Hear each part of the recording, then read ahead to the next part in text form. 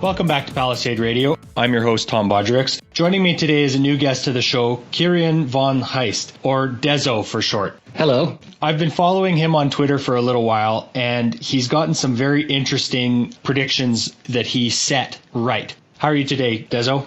I'm pretty good. Just to correct you, it was Kirian von Hest. You said von Hest. Kirian von Hest, sorry. Yeah, that's fine. That's why I go by my gamer nickname Deso, because it's just easier. It is a little bit easier for those of us that are west of the pond. So that's fine. A little bit about your backstory. You were one of the guys that predicted the pandemic, also the market collapse in February, but one of your more interesting predictions that you had was calling basically the top of the dollar and the bottom in gold. So why don't you tell us a little bit more about that? Right. So back in January, when I was just sitting by my computer, minding my own business like usual, I read this little Zero Hedge article about this strange little virus in China. I thought, well, what was that about? And I saw that it basically had three big properties. And one, that it was transmitted asymptomatically. Two, that people on social media were dropping dead in the streets. And three, the local authorities were basically sweeping the whole thing under the rug. And that's basically told me everything I needed to know. I thought people would ignore it and it wouldn't go away like they hoped. And by the time people took action, it would be too late. And that's what happened. Naturally, it followed that the market would be impacted by this, but that didn't happen at first. So towards the end of January, I called the first market top on January 21st, same day as the Wuhan lockdown. And afterwards, the market did go down again, but it went up again, which was completely unrealistic. So I just doubled down on it because I don't care. And on February 4th, I posted a Twitter message for everybody to just get the hell out of the market. And I don't know if my 18 followers listened or not, but shortly after, only 40 points higher, the market crashed. So if they had listened and gotten out of the market and gotten into dollars after the dollar spiked up, they would have not only saved their money, but made some money. And then on March 23rd, I basically put another call out on my Twitter saying, all right, last Saturday I said I would call it, because I could have called the exact bottom, but I didn't, because I got confused. I thought you'd had to go to the store to buy it and completely forgot the internet for a moment. But on Monday, I said, okay, well, my official position now is if you rotate out of the USD and into gold now, well, that's basically what you should do. This is a total calamity. It's not going to get better. And just keep it in gold until the calamity has passed. And ever since that call, well, gold has continued to go up and the dollar is continued to take a beating. So that brings us to, well, today. That does bring us to today, and you and I have spoken quite a bit off air here, and you're a very thoughtful and very research-driven mind, and something that I think that you understand very well is the Comex. So I thought we could discuss a lot about that today. You, like I said, understand it extremely well, and so let's start by just defining a certain amount of terms and give us some history behind the Comex. Sure. Well, you're so generous. So let's go just straight to the history and we'll get to the terms as they become important. So what is the Comex? The Comex is the place where the futures are traded. The future is future production of a certain metal or a good. In our case, what's important to us is gold and silver. And contract is made for a future production. And if somebody wants that physical bar, they can stand for delivery. However, basically the situation before March, Comex never really delivered any bars. It was more a speculation instrument that big banks use to just make free money. That's basically it. So at the end of February, there were virtually no deliveries of gold. Then the panic of March happened. And in April, or March already, but in April, the deliveries of gold and silver on the Comex shot up to historical levels, one could say. So when the large amount of deliveries started happening, I started noticing something weird. Naturally, the big wall in May was already newsworthy. And then June rolled around where a record almost 5 million ounces of gold were standing for delivery, and that got my attention. But when I was looking through the numbers, because I had done it a lot already, but I hadn't done it on the daily yet, because there were bigger issues, such as the virus spreading and everything. But in June, and you should put that screenshot I send you up now, is that the open interests didn't line up with deliveries anymore. And I'll get to the terms. So delivery is basically delivery. You hold a contract until the day where you can take delivery of it, and then you pay the price at that time for the amount that the contract specifies. Each contract in gold is 100 ounces, and each contract in silver is 5,000 ounces. And those values will be important later, but I'll remind people of it. Then there's open interest, which basically means the amount of contracts in existence. And there are two numbers that are important. At close, that's the amount of contracts that were available for that date at the close of the trading day. And the change is the change in those contracts. So if a contract is destroyed or it rolls forward to a later date, there's just a change of -1. And if a bullion bank makes a contract for a bar to be delivered, the change goes up +1. It's very simple, really. There's a lot of numbers, I know, but in basics, it's really simple. So in the middle of June, when there were massive amounts of delivery happening, there was also a massive discrepancy in the amount delivered and the change in open interest. So over the process of just 1 week in June, the total amount of extra, quote unquote, contracts standing for delivery was nearly 3,500, which comes down to just 3.5 million ounces just appearing out of nowhere. Now, I'll define what I mean by shadow contract. That's basically the name I give to a contract that was made and delivered on the same day. So, because the system is set up this way, imagine a bullion bank found a bar lying around somewhere and they wish to deliver it to somebody. Well, you have to make a contract for it because the bars and the contracts are linked. So they make a contract for that bar, and then on the same day they deliver the bar. Well, you no longer need the contract because it's been completed.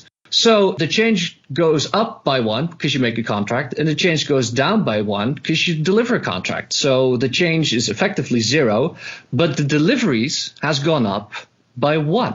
And that is how I can detect these shadow contracts, because every time one shadow contract is made, the delivery discrepancy with the change goes up by 1.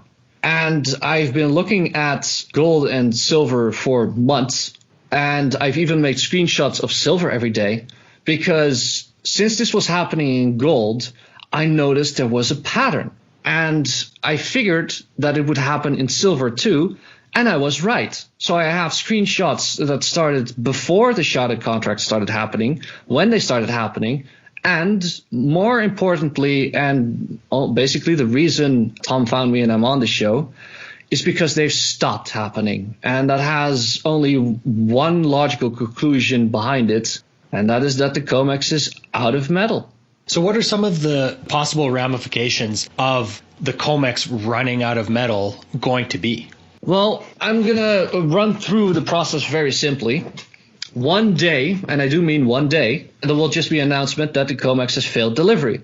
Everybody who has plans to stand for delivery on Comex will notice this and will panic, because they were expecting silver in the future, but Comex just said, we don't have any. So they will try to find and buy up every scrap of silver in, well, the world. If it's not the country, then the world.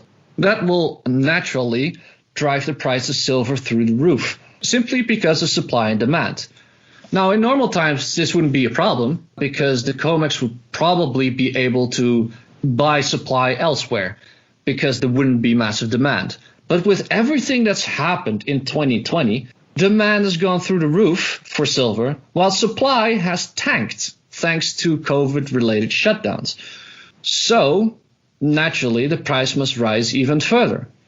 This has nothing to do with the dollar, by the way. They can print as much as they like. This has purely to do with supply and demand.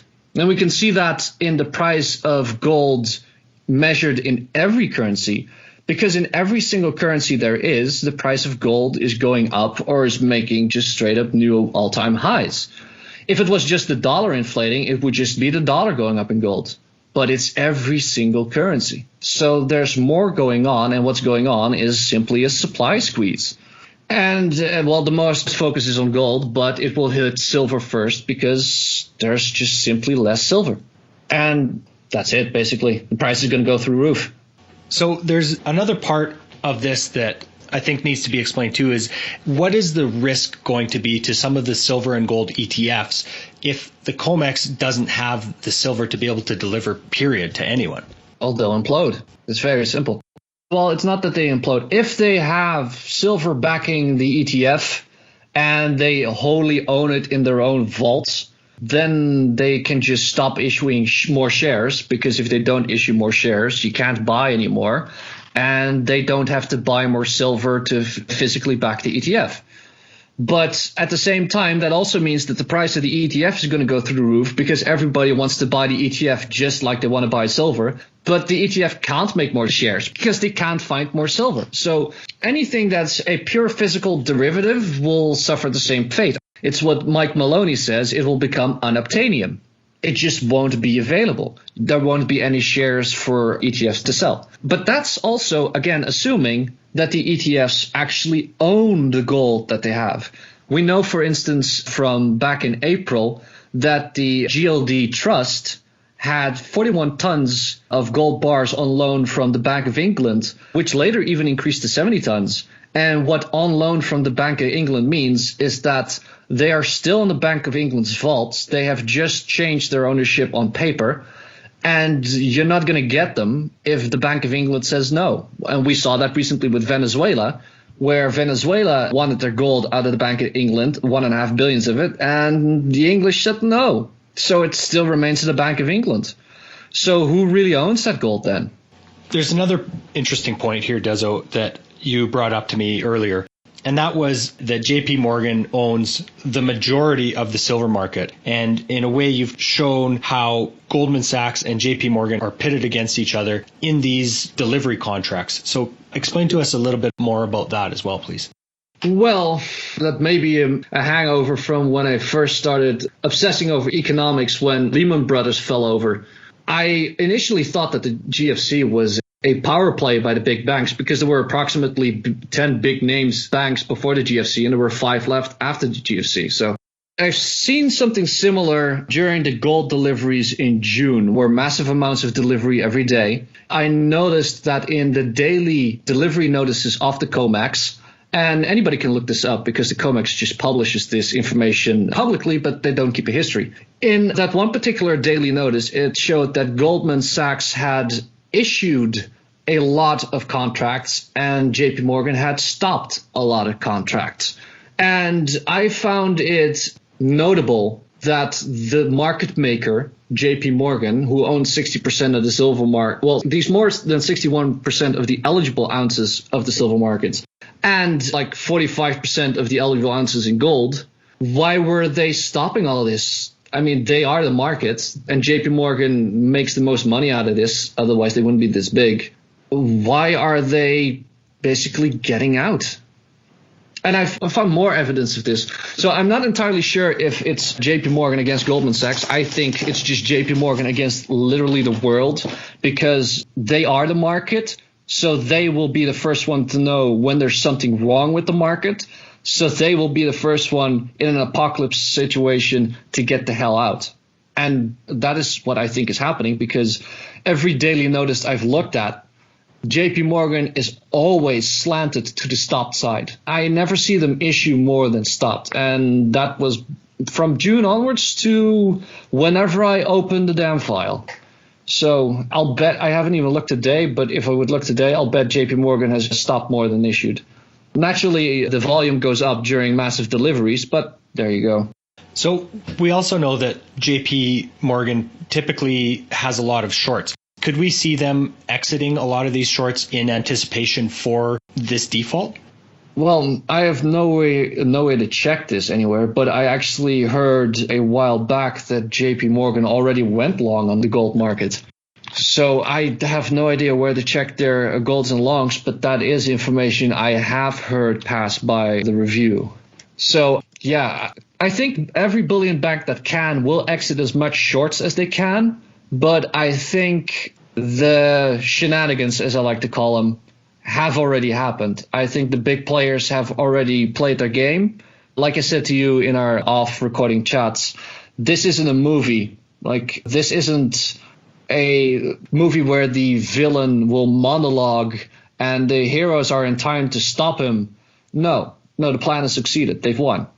All the people who have stood for delivery on these shadow contracts are now the ones who have the silver that used to be in the Comex's vaults. And when people realize there's no more silver, these people who took delivery are the new people who are fabulously wealthy, because the silver they hold goes up in value tremendously, simply due to supply and demand. And the hyperinflation of the dollar that will happen much later will go on top of that. So this isn't even inflation. This is just supply and demand. Inflation will happen later as well.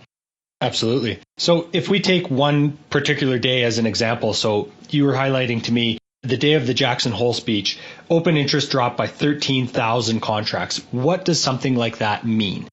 Right. Well, I'll go through the entire pattern because it is truly a pattern of motive. Even though I do have a very large history just reading everything about economics that I could find, I also have a very large history in how humans behave and what they would do in a certain situation. So it's not just that the numbers from one day don't line up. There's a giant pattern of behavior stretching through the numbers of the Comex over the past few months. First, like, I won't deal before March because March changed everything. But first, there was this giant wall of deliveries in gold. The next month, there was a giant delivery amount of silver. The next month, again gold, but this time higher than the previous month. Next month, again silver, higher than the previous month.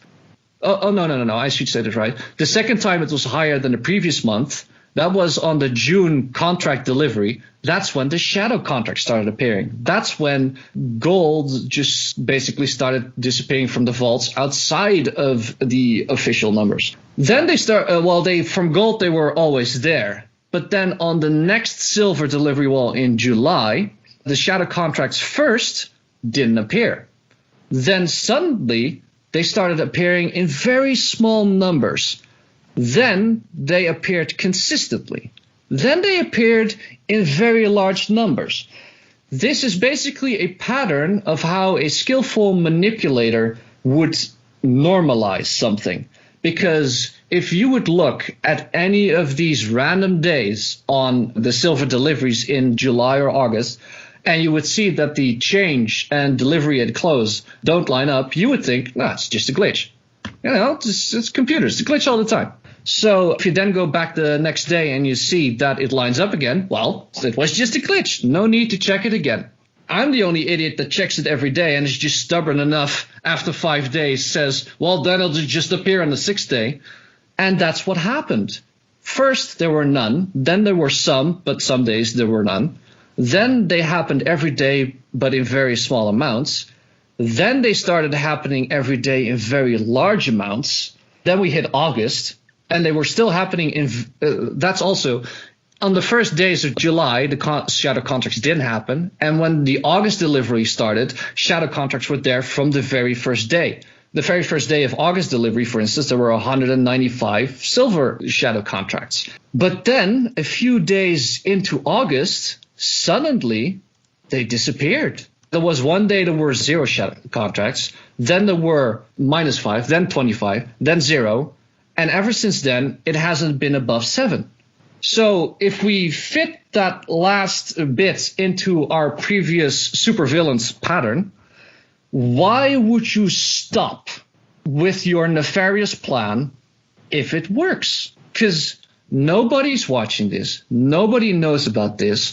Nobody's raising hell. And I've been posting my ass off on Twitter, but I just passed 100 followers in August. I did not make any dent into this.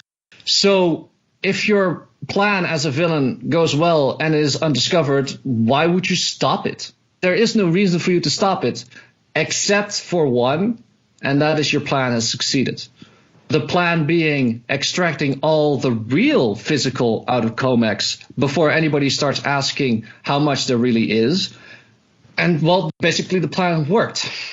So what happened on Jackson Hole on the 13th day and why that whole slam down happened is also part of the pattern. So the Comex was, ever since the big delivery started happening, they were in real big problems. They had to try and get gold anywhere they could, gold, silver as well. So, for instance, they added the LBMA, which is the London Bullion Market Association's gold. They added their 400-ounce bars as an available contract. Comex deals in 100-ounce bars, so they had to make a whole new contract for that. And Alasdair McLeod recently reported on Twitter as well that just on July 27th, the Comex tripled the amount of refineries for gold and silver that could deliver to them, basically copying the LBMA's list on July 27th, and the next contract started delivering on July 29th or something, like 2 days before that. Like, that's not suspicious or anything. So we know that they're trying to get silver and gold from pretty much anywhere they can. So, again, why would they deliver extra contracts when there's such a supply squeeze? Why would those extra contracts disappear? Basically, they were executing their plan. So Jackson Hole came at the end of a long month of silver manipulation. When the price hit basically $30 on the 10th, it was stopped because it couldn't get any higher. That also has to do with psychology. The more the price rises, the more people will buy it. I know that sounds counterintuitive to buying low and selling high, but most people just aren't that smart. Just look at Tesla. So this is also part of the pattern of their normalization of this process, that they would want basically to keep the silver price going sideways or depress it. Yes. To be able to continue kicking this can down the road, basically, right? Yes, that's exactly right. When you think about it, when the price goes sideways in the markets, it attracts the least amount of attention. Because if it's rising, people will chase momentum and buy it. If it's dropping, people will buy the dip. But if it's going sideways, people are going to look for a better deal elsewhere. And we're coming to the end of the pattern here. And the end of the pattern is simply they succeeded. All the silver is gone from the Comex. Now, one of the things, not just the disappearance of shadow contracts points to that, but it's also, like I was saying before, there was a silver and gold contract wall, just a giant amount of contracts every other month. And ever since they delivered August gold, the majority of open interest has rolled over to December. That's months away. Silver has done the same thing. Silver is now hitting its September contract wall, but September has rolled over to December. So now we have this massive amount of open interest, which is 3 to 4 times what they actually claim to have. Not even what they have, but what they claim to have, all happening in December. And the first delivery date for the December contract is in the end of November, which is past the U.S. elections. So a lot is aiming towards these U.S. elections, just trying to get past there. But all of this just lines up in that pattern again of the Comex not having enough silver, because if they roll over contracts for August to October, then they have 2 months to come up with the silver or gold. If they roll over August to December, they have 4 months to come up with the same amount of gold and silver to deliver. Because, they don't have it. So they got to get it from somewhere. And the longer they have to get it, well, the easier it is to get it. Now, again, another thing that piles up on top of everything else is that the contract wall for silver, so the giant amount of contracts that was delivered at the same time, that has kept going up. And the last time it was 16,843 contracts, if I remember correctly, which times 5,000 means nearly 80 million ounces of silver standing for delivery. At that time, price per ounce was just over $18. Now, price per ounce is 27.5 before it went up today, so it's at 28.5 now. So you would expect from that silver price rising that there was much more interest, but there isn't. If you look at the 10,000 contracts that are standing for delivery now, or a little bit of 10,548, That works out to, well, about 35% less. So that's the pattern we're faced with here now. We had a big wall of contracts in March, well, not really in March, but in April, a bigger wall of contracts in May, a bigger wall of contracts in June, a bigger one in July, a bigger one in August, and then the September one drops off a cliff by 35% when the price is more than 50% higher than the last silver wall. It just doesn't make sense. It just doesn't make any sense at all. And that's also where Jackson Hole fits in, which is just another piece of the puzzle. The day that silver dropped 15%, there were also a lot of open interest that disappeared. See, the way they depressed the price, I don't know the exact mechanic, but open interest always drops like a brick. Now, what you would expect is just a gentle rollover to the next month. So, for instance, throughout the entire week, you expect about 3,000 or 4,000 contracts to roll over every day and the open interest to go down. That would just be a general, gentle rollover, no problem. But on Monday, they only had 2,000 contracts disappearing. Well, fine. Well, on Tuesday, they only had 1,000. Well, it's fine. On Wednesday, they had nearly 5,000. They also had a unprecedented amount of September contracts rolling over to the future, more than 14,000 contracts. By comparison, the last time the highest number I saw was 9,000, so it's a good 50% higher. But this also gives us a great comparison because 14,000 contracts rolled over on September, but 5,500 of those went to the December contract, and 3,500 went to the March 21st contract. So they rolled over forward to a later date. Then we get Jackson Hole on the 27th. Not only did 14,746 contracts disappear from September open interest, the biggest, most interesting thing is that open interest dropped by 13,000. I'll read those numbers out again. September contracts dropped by 14,500. Open interest dropped by 13,000. So not only did no contract roll over, the amount of September contracts that disappeared is huge. It's huge. There shouldn't be 1,600 contracts that roll over and 14,000 that disappeared. Like the previous day, like before the Jackson Hole speech, you would expect most of the open interest to roll over to December. But that didn't happen on the 27th. All the open interest just disappeared. And that is open interest that was going to stand for delivery 2 days away. It's just highly suspicious. And then if you look at the 28th, the last day that it could roll over, open interest drops by 1,300. And September open interest drops by about 3,700.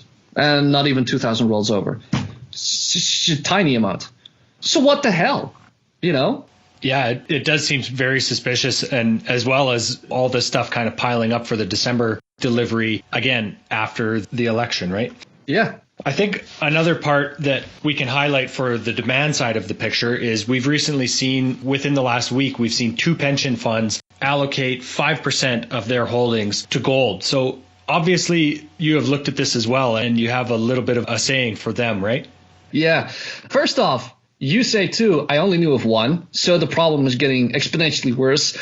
But yeah, I heard that the Ohio Police Pension Fund, worth about $16 billion, was allocating a 5% position to gold. And basically, if I can find the tweet, I calculated how much gold they can really allocate simply by how much there is, and there isn't enough. Here we go. So let me just run through the calculations here. 5% of the 16 billion fund is 800 million. Now, 800 million divided by the last Friday close of the gold price on the futures market, which was 1,973, buys you about 405,000 ounces. Now, 405,000 ounces of gold divided by 100 ounces per contract means that if that one pension fund wants to allocate their 5% position of gold via buying gold via the futures market, they would have to buy approximately 4,055 contracts. The entirety of open interest, meaning all the contracts in existence, for September in gold, at the time I wrote that, was 3,077. So they're about 1,000 contracts short. So the only conclusion you can make is you're too late, bitches. The plan has already succeeded. And that's only one pension fund. Only one. Not to mention anybody else, period, that stands for delivery, correct? Correct. And if I just go to look at October has a lot more open interest, but I expect all of that to roll over to December as we get close. Because there's another thing that happened out of the blue that isn't really part of a pattern, but if you just slot it into everything else as well, it's also crazy. Because on Wednesday, the 26th of August, out of nowhere, October 20th gold delivery dropped by 8,000 contracts. 5,000 of them rolled to December and 2,000 of them disappeared. Now, like I said, if we're approaching a delivery date, it is logical that a number of contracts are going to disappear. They're just going to be refilled towards the other delivery date. It's fine. But why are the October contracts rolling over when September is up for delivery? In fact, the same day that 8,000 October contracts disappeared, they added 400 September contracts. This makes no sense. 8,000 contracts is 800,000 ounces of gold for October delivery. Just disappeared. Just was gone. And the day before, 195 contracts disappeared. And the day after, they added 287 contracts. That is what you would expect because October is more than a month away. So why on earth on Wednesday did the open interest just drop 8,000? And now that it has happened, logically speaking, it must be possible to happen again. So if the Ohioan Pension Fund that wants 4,000 contracts worth of gold and there are currently only 3,000 contracts for September, if they say, well, that's fine, we'll just buy it in October, how sure are you that there are still 4,000 contracts available in October? Because that is the real danger. Again, that's also what I told my friends and family when the virus hit, and that the virus is a problem, but the real danger is everybody moving at the same time, because that is the very definition of a panic, and our society isn't built for it. It might very well be that purely on the basis of this video, people are going to panic and going to try and stand for delivery on Comex. But again, that's not going to happen. There's just no contract to deliver. And that is also why I think we're going to get into what's going to happen in the near future. Maybe that should be a separate segment. Absolutely. So you and I have a lot to discuss yet, Dezo. I think that puts a good point in the discussion for the Comex and the problems that you see with it. We definitely have to talk about the treasury maturity, shortening debt terms. There's many things that you are very expert in that I can't wait to discuss with you on the show. Why don't you share with everyone your Twitter handle, and we'll see how this plays out in the following months. Right. So I want to make sure that we're clear on this. I am expecting Comex to crack in December, or at least before 2021, or maybe in January. But I also expect the price to go through the roof because there's just no more silver and everybody's going to realize it before then.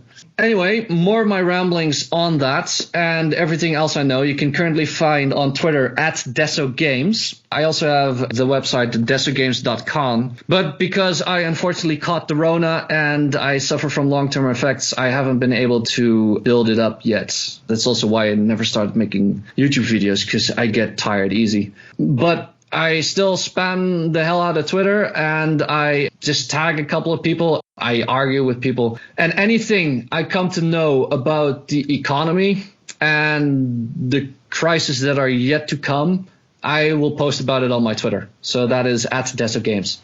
DESO Games on Twitter. Yeah. I really appreciate your time today, Deso, and we'll definitely have you back on. Thank you.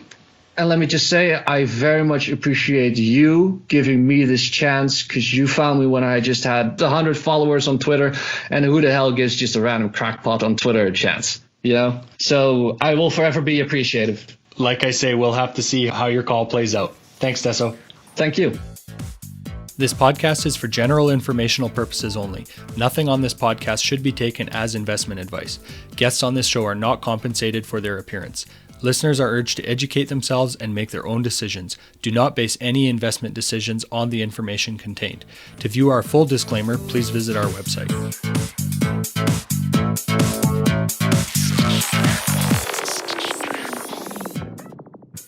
Think you understand the junior mining sector, and you think that the participants in the mining sector, junior mining sector, are good people and kind people, hit the bid. how violent that term could be, it actually could be quite violent. It could be a rip-your-face-off uranium rally. And the world is always going to need raw materials. It's going to need copper and gold and nickel and so forth. Totally destabilized. Hey, Troll, did you hear what's going on in Yemen?